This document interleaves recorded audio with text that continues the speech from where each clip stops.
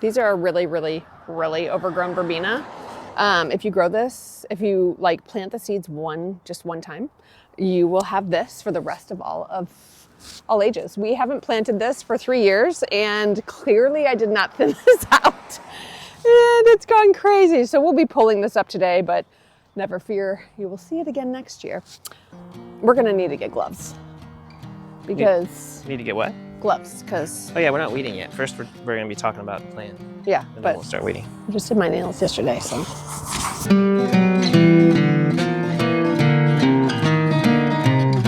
Hey guys, welcome to the Dahlia house. No, I don't like welcome. Hey guys. Okay, so hello everyone from the Dahlia house. I'm Ann Long and I grow ranunculus. I feel like that's a confession, but it's really just maybe a brag. I don't know. But we thought that you might like to see what I don't know if you would like to see this, but this is what our beds currently look like. So today we are tackling our ranuncula beds. Clearly they need some love. We have the irrigation still in place from last year. Oh my gosh, you can see like a lot of like happy ranuncula corms or that made it underground and are doing great, and 8 million weeds.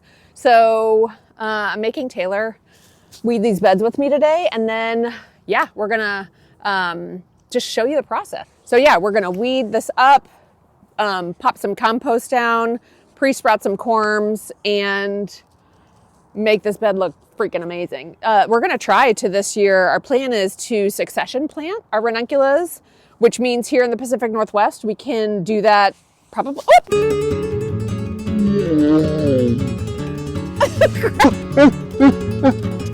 step on the balance. corms. Good job. I didn't want to step on the corms.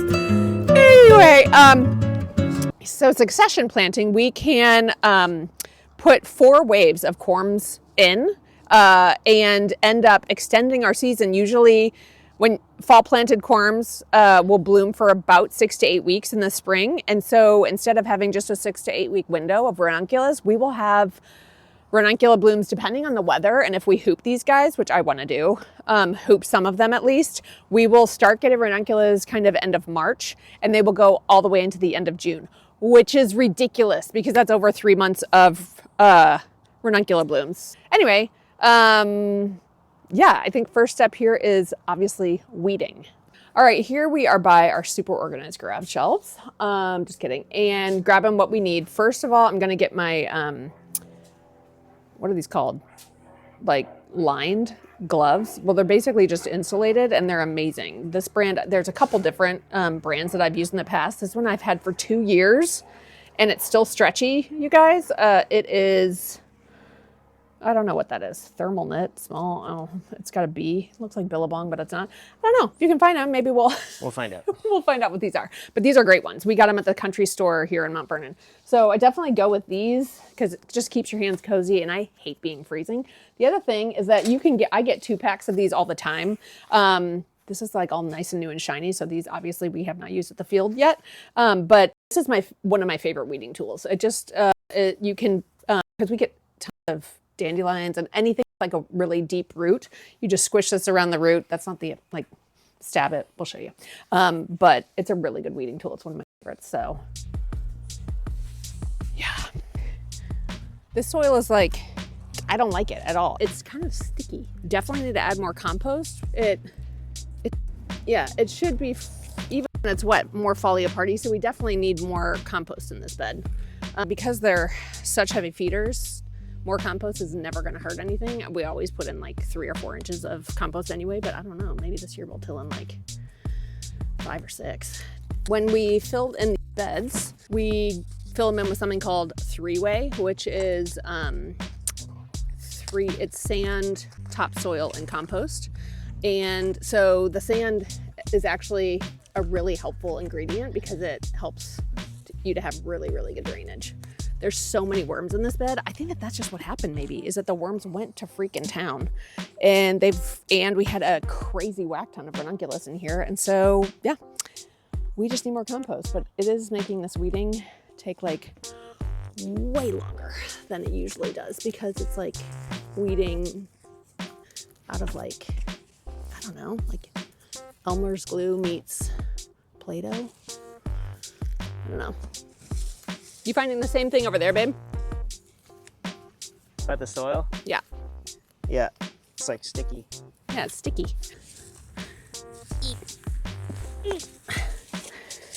I think it helps when you make noises when you eat. You know, with these mics on, I have to be careful not to swear under my breath. Which, Oh my gosh, I was literally just thinking about swearing. not that I've ever sworn under my breath, but I'm just saying that. I think now is a good time to talk about what was that study that they did about ice, putting your hand in ice? Oh yeah, about the efficacy of swearing to enable you to Yeah, withstand efficacy. Oh yeah, efficiency. I had to discomfort. remind myself what that big word meant. What'd you say? I'm talking to myself. Yeah, so what was it? It was like they put a bunch of people in 2 different rooms and they put ice water. Yeah, the test was you had to put your hands into a bucket of ice water and keep it there for as long as possible. Okay. And the control group was not allowed to swear. I don't know if that's control group. One group couldn't swear, the other group was allowed to use swear words. Okay. And the swear word group was able to withstand the icy water for like 30% longer. So what's your That's, takeaway? What's the takeaway there? So cursing could be a helpful aid while you weed. It might enable you to weed longer. Another thing from the study they found was if you curse all the time, like if you're one of those people that every other word is a swear word, it loses its efficacy, so you no longer get the benefit. So you have to like cursing definitely has its time, but you can never use it. Yeah, you have to do it Selective. at the right time. Selective profanity. I usually kind of enjoy weeding, which is, I don't know, maybe weird. It's just very satisfactory. But this today, this is a pain in the butt. Are you talking to me? I'm talking to myself. Oh. Over here. Do you have tons of worms over there? If you're being literal. Oh, like how much tons is a of ton? worms? Like 2,500 2,500. pounds or something? 2,500? Probably not. I bet there are. 2,500 pounds of worms in your bed? Not pounds, but worms? Yeah. I don't know. Your worm to soil ratio? I mean, literally, it's starting to look like the Indiana Jones snake pit over here. That's funny. No, I'm not getting that. Yeah, they're just coming up out of the ground over here. Maybe you found a worm haven. Worm haven. You know what? I feel like, we've gone with the Dahlia House for a while. Maybe we should be Worm Haven. Worm haven? Yeah, it sounds very peaceful.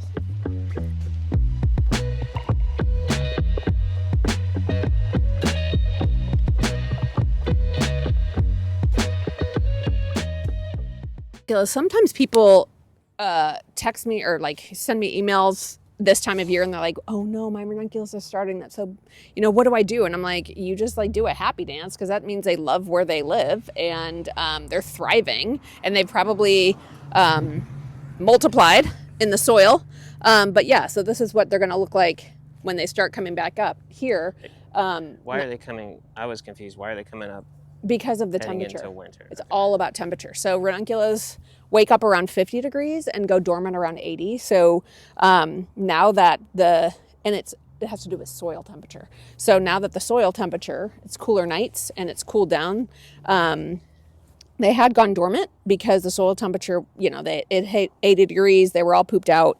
They went dormant. So they were just all brown and dead, like daffodils. And we whacked them off. So it didn't look so bad. But now all this green is the fact that it is now back to the 50s. And this is their sweet spot for waking up. So they're all waking up, but it's November. It's early November. And so they're not going to have a long enough stretch. It usually takes about 90 days from the time they wake up to the time you get your first bloom.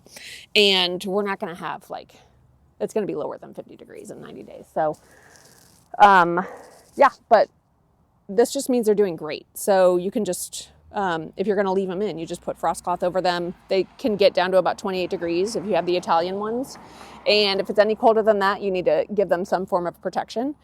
And yeah, we'll talk about that in a different video. But yeah, that's why they're doing Right, you want to lift one? So I do, even though this is the worst soil ever. It's going to be hard. But yeah, so we put, these were size 3-4 corms when we put them in. And let's see. Don't want to do that. This is just so muddy. You want to hose it? Oh yeah, we'll hose it down because, like, To guys, show what it look, looks this is like Play-Doh. I've never seen dirt like All right, let's this. go hose it because the hose is ready to go. Oh, okay, good.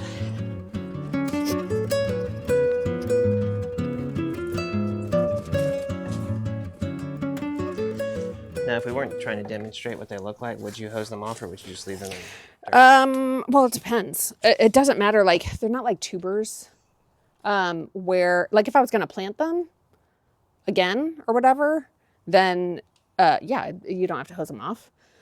So we won't be hosing. We're pulling them all out of the beds. Yeah, I don't know what we're going to do with them. But if we're going to plant them again, we're not going to hose them off. But if we are going to just save them and plant them later, then they need to dry and get dry like a seed. So then you would need to hose them off. Oh, wow. Or, yeah, because hosing them off is just going to let them dry a lot faster. And then, like, leave them out somewhere where literally you feel like they're going to crack apart and they're so dead. When you've gotten to that point, congratulations. That's exactly what they're supposed to be like. So, All right, let's see these. okay.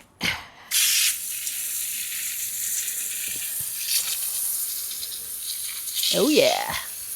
That's some good looking corms right there. It sure is. So they've sprouted. Yeah. But you can tell, like, this was a size 3-4 when we put it, whoop, oh my, the wrong way. This was a size 3-4, and you can already see that it can be split. So, you know, if you wanted to. So this would have started sprouting those new roots heading into, like, once summer kind of started to cool back down to what? No, these little tiny rootlets, well, it depends on, like, oh, no, we did let the soil get really dry, so they probably went just completely dormant and dried out. These probably got shrunk to half the size and got crispy, but this is all because it's November and probably this is probably like at least 4 weeks of good soil temperature. Yeah. So it starts by plumping them back up, and then they start growing all these little rootlets off. And then they would give us blooms, except for the fact that it's just going to keep getting colder. Yeah. And then it's going to force them to go dormant before they can bloom. Hey guys, thanks for following along today. And clearly this is all we got to because I had no idea weeding was going to be so tedious. But alas, sometimes this is just how it goes. So we will be, I guess, composting in the next video. So feel free to hang out with us. And we're also going to do some pre-sprouting, some ranuncula variety selections. If you have any thoughts on what we should plant, let us know below. Thanks for hanging out. See you next time, and you're awesome.